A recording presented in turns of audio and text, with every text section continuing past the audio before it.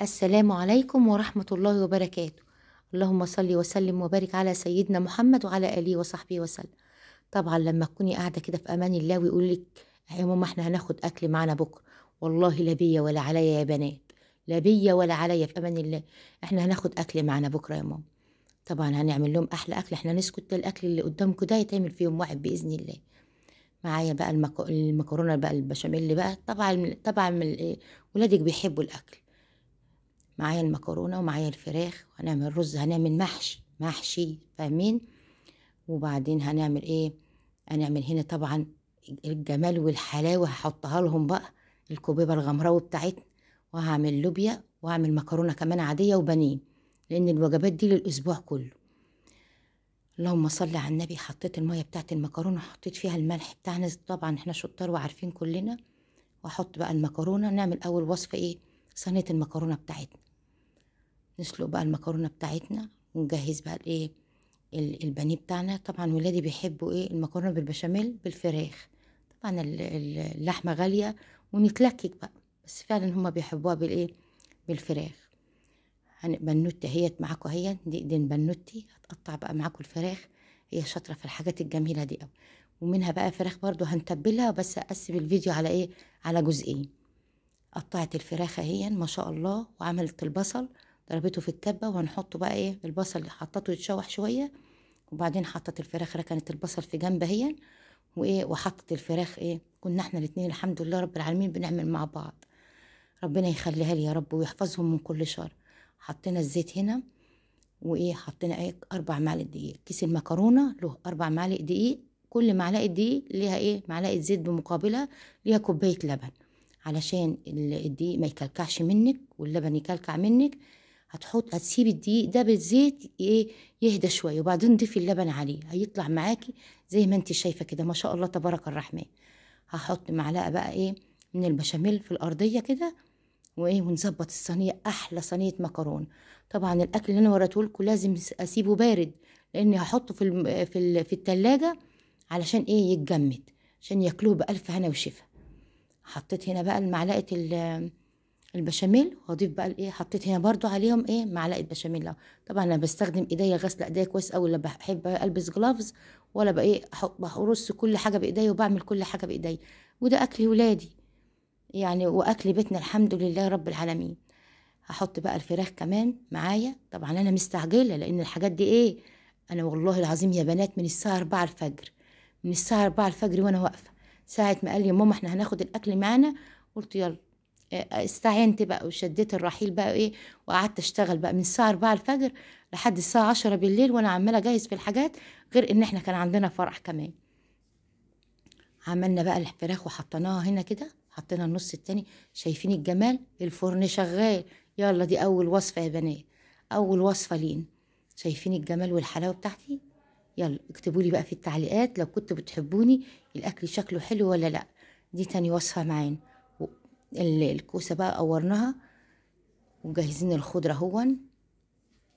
وده الصلصه بتاعتنا، انا عامله كميه صلصه كبيره، بس كل حاجه بجزأ.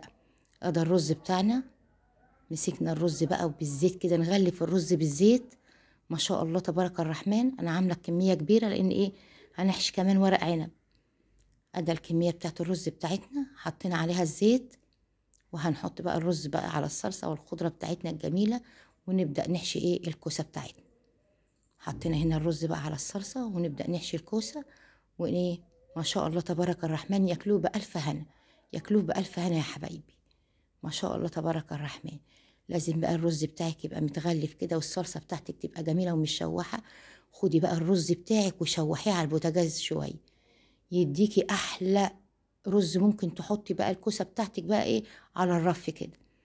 هنا بقى حطيت الحشو بتاع الكوسة. ولادي بيحبوا، ناس بتحط منهم بتحط بيحبوا الحشو تحت، وفي ناس ما بيحبوش الحشو تحت. هنبدأ بقى نحشي بقى الحاجات الجميلة بتاعتنا ديت. الكوسة ده البشاميل، شايفين جماله؟ شايفين جماله؟ ولادي بيحبوا الحاجة ناشفة في الفرن، اللحمة ناشفة والكوسة ناشفة، بيحبوا كل حاجة ناشفة في قلب الفرن ما شاء الله. ايه رأيكم؟ طبعا ايه، انا سلقت اللحمة دي الصبح بدري، المقطع ده المفروض كان يجي في الاول. هنا بقى حطيت الشوربة بتاعتي، وحطيت ايه التوابل بتاعتي، حطيت البصل والطماطم ماسوره بقى يا جماعه. هنا الورق اللورا انا طحناه مع الحبه، هي ما بحبش احط صحيح. هنا ماسوره بقى تديكي بقى، هنعمل محشي ومش هنحط فيه ماسوره، لا لازم ماسوره. شايفين الشوربه وجمال البهاريز بتاع الشوربه. زيدي بقى المحشي وزيدي بقى كل حاجه بيه. خلصنا المحشي بتاعنا، لا في ورق عنب كمان بس هنحطه تاني بعدين. هنا بقى التسبيكه بتاعت اللوبيا، حطيت اللوبيا في قلبها. كنت انا اللي بصور يا جماعه بقى، انا اللي بصور هنا. حطيت اللوبيا بتاعتي وزيت الشوربه بقى الجميله بتاعتي، ما شاء الله تبارك الرحمن، ما شاء الله تبارك الرحمن. وحطيت فيها لحمه كمان. ايه رايكم في الوصفات الجميله دي؟ وقولوا لي بقى ايه رايكم. بألف هنا وشفا. هنا بقى ايه التسبيكه هنا كانت بتتكتك كمان اهي، ومعايا ورق عنب. هنحشي بقى الورق العنب بتاعنا وتشوفوا احلى ورق عنب. ما تنسونيش في اللايك واشتراك في القناه يا احلى اخوات في الدنيا كلها. في وصفات تانية طبعا هحطها، الكبيبة الغمراوي والحاجات ديت هعملها لكم ايه وصفة تانية ان شاء الله. ايه رأيكم في الصباع المحشي ده؟ شايفين؟ تمسكي بقى كده الرز كده وتحطيه على قد الوصفة كده، قد الورقة ما شاء الله تبارك الرحمن، وتلفي بقى. انا بعلم البنانيت. البنت اللي كتبت لي تعليق احنا عايزين، شايفين يا جماعة؟ والله احنا بنتكلم كتير في قلب الفيديو علشان ايه؟ نوضح للبنات الصغيرين. وبوري بنتي كمان يا جماعة، بوري بنتي ما شاء الله تبارك الرحمن. بألف هنا وشفا. ده المحشي بتاعنا وده الأكلات بتاعتنا لأغلى الحبايب اللي هياخدوها معاهم في السفر. طبعا الأكل بتاعي أنا تلجته وحطيته معاه وخدوهم بإيه بألف هنا وشفا. ده الورق العنب بتاعي. ايه رأيكم؟ شايفين الجمال؟ شايفين؟